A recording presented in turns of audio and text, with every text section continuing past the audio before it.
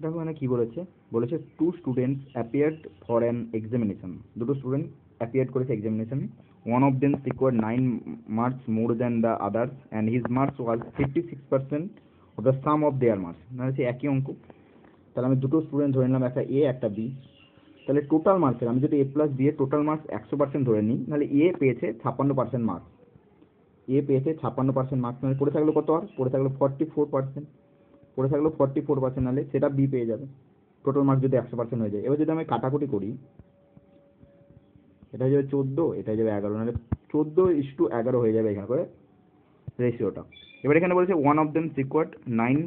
Marks more than the others, নাহলে এখানে বলে দেখতে পাচ্ছি 3 বেশি পেয়েছে, আর বইয়ে বলছে 3 নয়, সেটা হচ্ছে 9, তা 3 মানে 9, নাহলে 1 মানে কত হয়ে যাচ্ছে, 1 মানে হয়ে যাচ্ছে 3, 11 মানে কত হয়ে যাচ্ছে, নাহলে 11 মানে 3 দিয়ে গুণ করলে 33, আর 14 মানে কত হয়ে যাচ্ছে, 3 দিয়ে গুণ করলে 42। এবার বলেছে the marks obtained by them are, নাহলে তাদের যারা যারা মার্কস পেয়েছে তারা কত পেয়েছে,